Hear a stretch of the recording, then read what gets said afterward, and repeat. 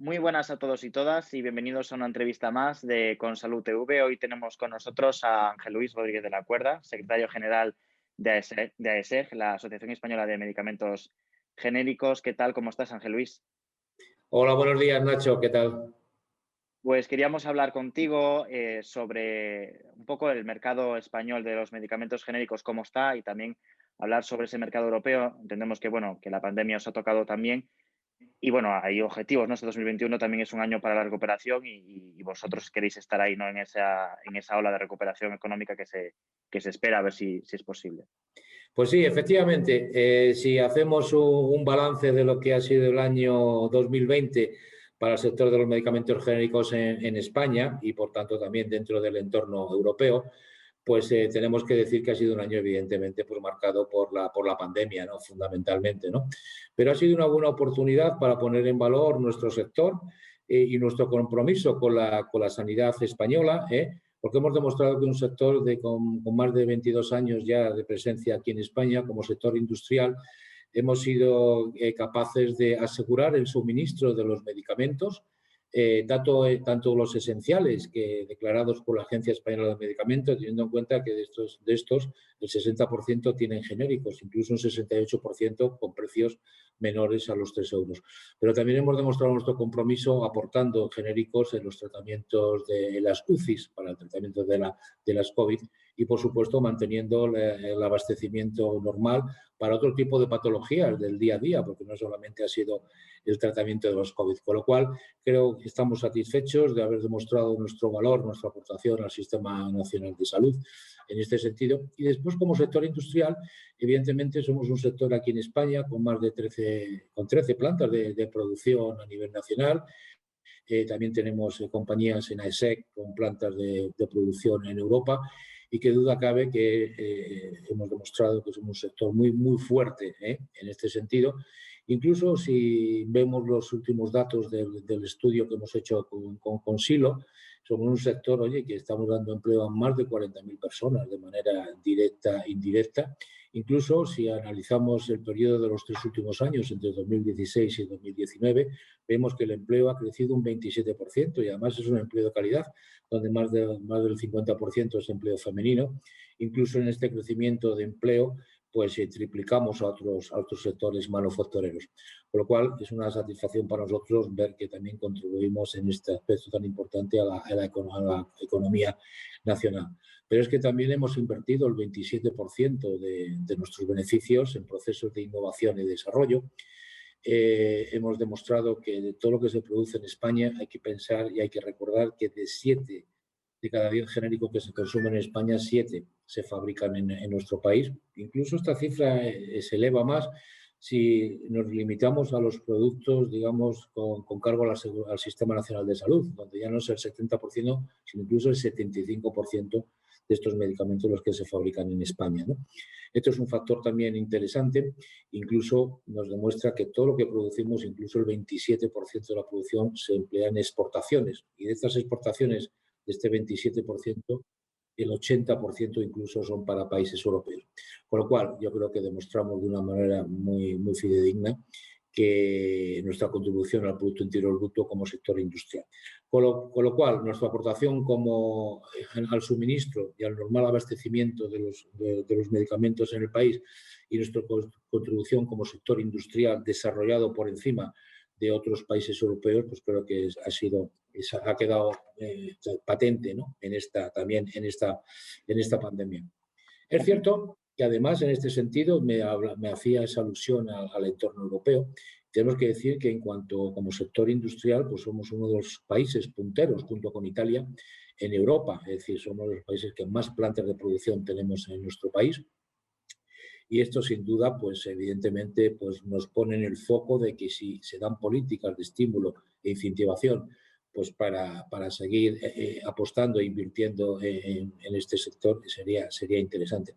Fíjate, Nacho, solamente una cifra. En este estudio que últimamente hemos publicado, recientemente hace unos meses, se pone de manifiesto que la inversión que han hecho las empresas de genéricos asociadas en ASEC, que somos el 72% del total del mercado español, Esta inversión ha sido de 540 millones de euros. Creo que es una cifra bastante relevante, sobre todo teniendo en cuenta de que somos un sector muy productivo y que el 37% de esta inversión se ha dedicado, pues, lógicamente, a inversiones en bienes de equipo, en tecnología y, como decíamos antes, en procesos de innovación y desarrollo.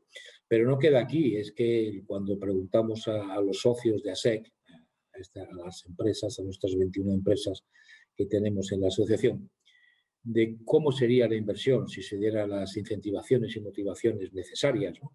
En la época que vivimos, pues esta inversión para los próximos 3 años podría estar cerca de los 700 millones de euros y donde el 37% de esta inversión se dedicaría, pues, precisamente a procesos, pues, fundamentalmente de desarrollo de nuevas fábricas de producción, lo que conlleva, evidentemente, aparejado, pues, un incremento del empleo. Con lo cual, creo que hemos demostrado que tanto a nivel nacional como incluso a nivel europeo, pues el sector de los genéricos en nuestro país es un sector muy potente y de gran valor para la economía de este país.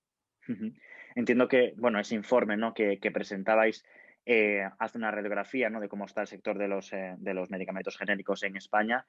Eh, no sé si de alguna manera el mercado español se diferencia del mercado europeo. eh, ¿Qué modelos, ¿no?, hay que seguir o qué referentes tenéis?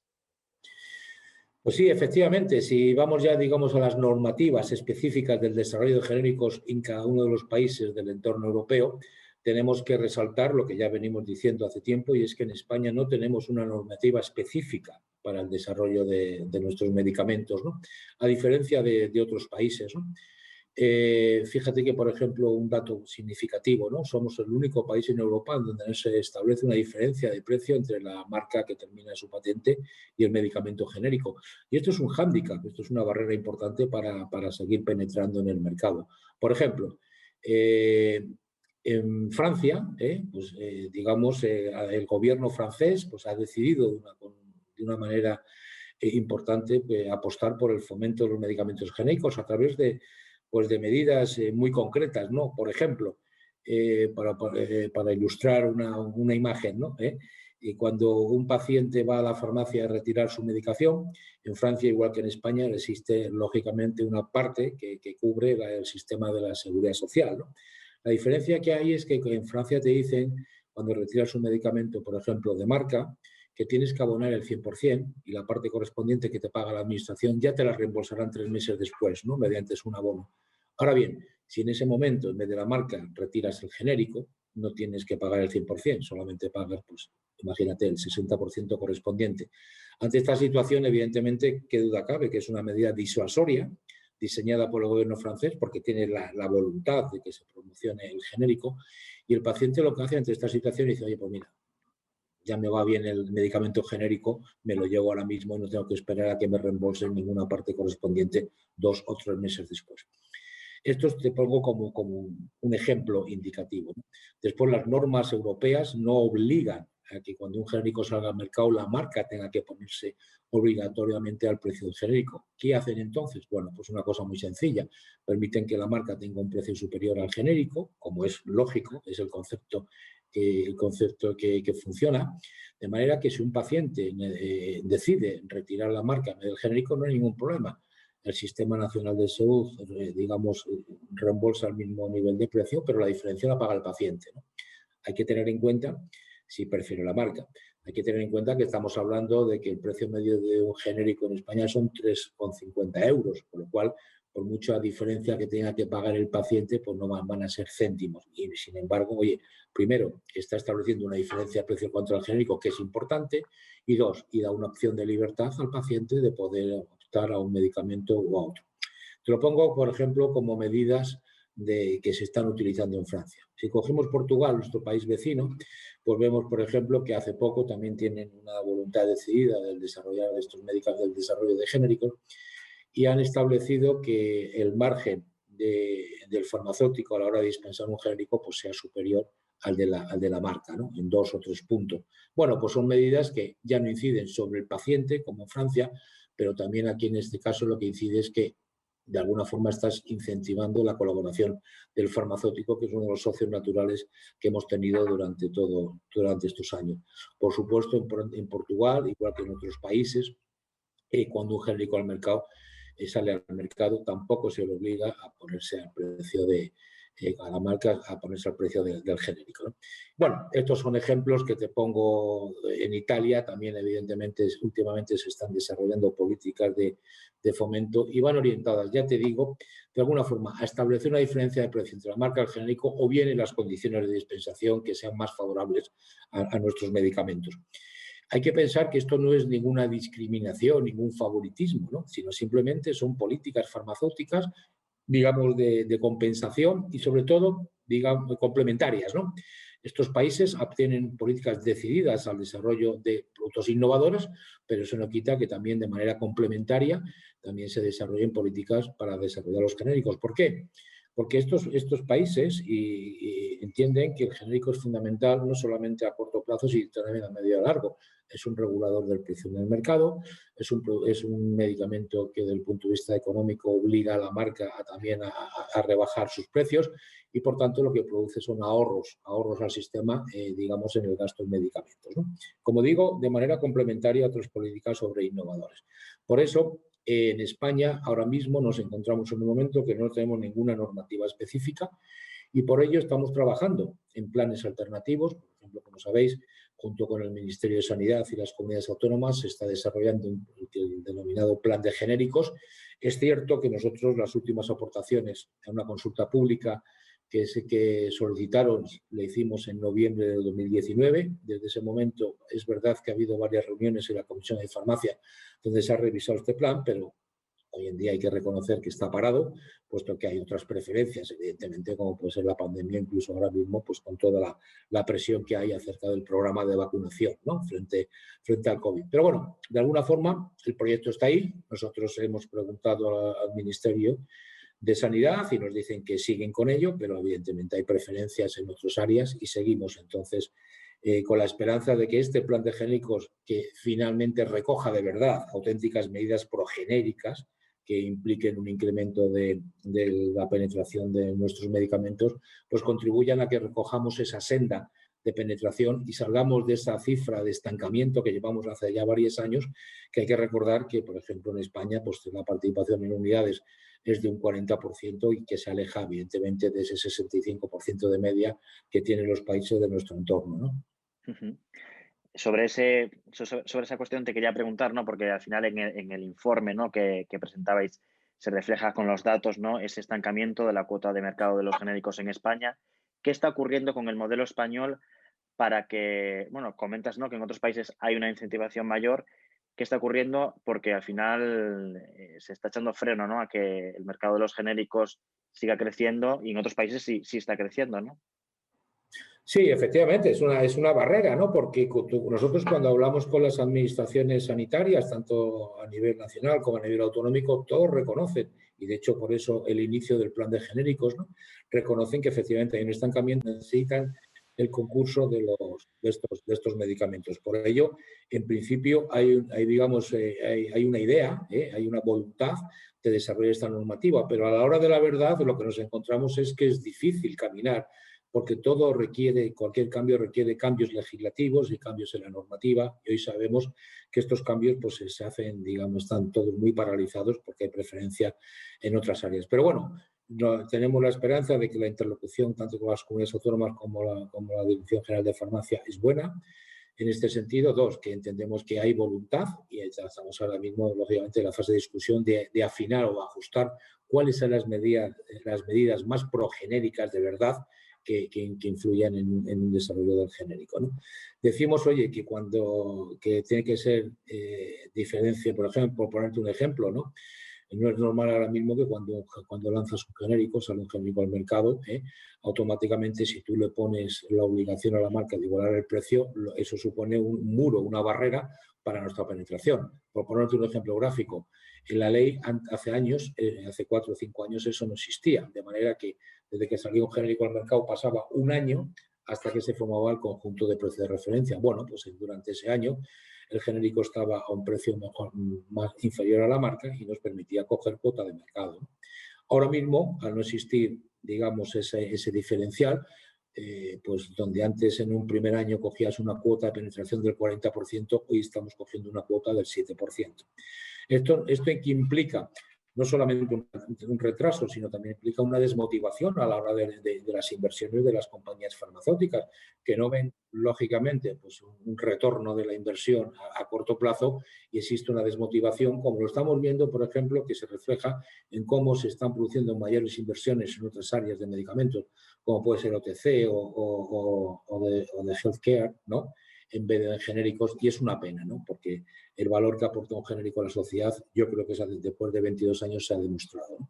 Y en este sentido también estamos trabajando con las administraciones en temas ya más concretos, por ejemplo, en una revisión del sistema de precios de referencia, que creemos que es necesario porque los umbrales mínimos de rentabilidad de muchos productos pues, ya se ven afectados, y eso pone en riesgo la continuidad de productos muy costo eficientes, que es una pena que salgan del mercado por razones, ya digo, porque evidentemente de no viabilidad económica de seguir desarrollándolo. O incluso, pues evidentemente, en la formación de los precios o los criterios de formación de precios, que ya están anticuados, ¿no? Decíamos que otra de las líneas en la que estamos trabajando con la Administración ahora mismo es en una posible modificación del sistema de precios de referencia, que desde nuestro punto de vista pues, se ha quedado obsoleto en criterios pues, muy importantes, ¿no?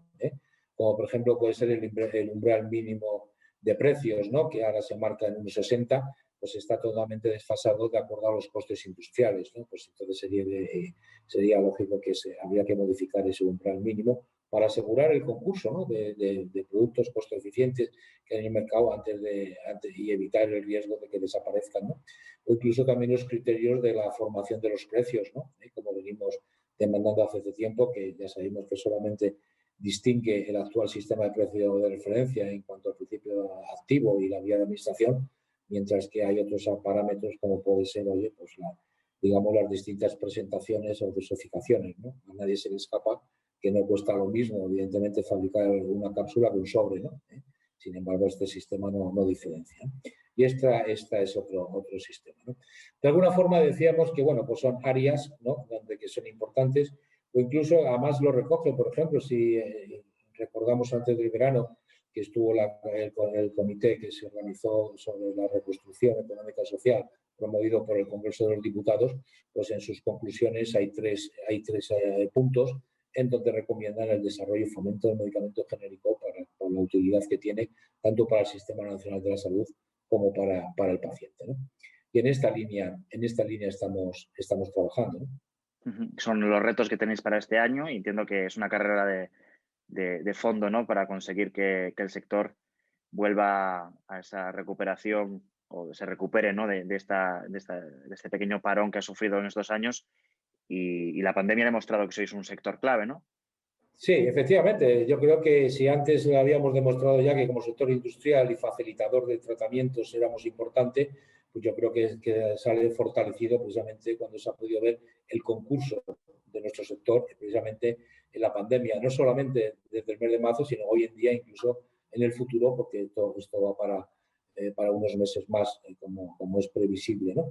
Entonces, en este sentido, pues también estamos apostando, como digo, primero, en una normativa específica para el medicamento genérico, que podamos salir de este estancamiento y podamos demostrar nuestra utilidad al 100% para el sistema, y también desde un punto de vista industrial que se nos tenga en cuenta como un sector evidentemente potente en el entorno europeo y en el entorno nacional, por nuestra participación a través de estas 13 plantas de fabricación en España y 4 en Europa, para asegurar la fabricación y el suministro de los medicamentos en este país, no solamente a corto plazo, sino también a medio y largo.